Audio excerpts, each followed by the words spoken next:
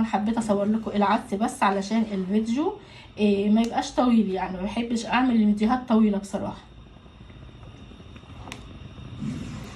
حاجات كتير طبعا بنقدمها احنا جنب العدس بتبقى حلوه جدا ولايقه معاه.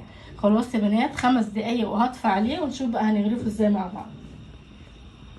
العدس بتاعنا يا جماعه اهو بعد ما جاهز خالص خالص اهو كده جاهز وبقى تمام التمام. يلا بقى كده نغرفه مع بعض. بسم الله الرحمن الرحيم.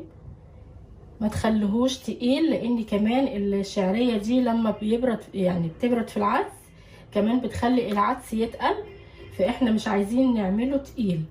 خلاص شوفي بقى هتقدمي جنبه ايه زي ما قلتلك، هيبقى معاكي اجمل عدس ممكن تعمليه. الطريقه دي حلوه جدا يا جماعه. العدس ده بيبقى طعمه حلو قوي قوي، جربيه ان شاء الله هيعجبك.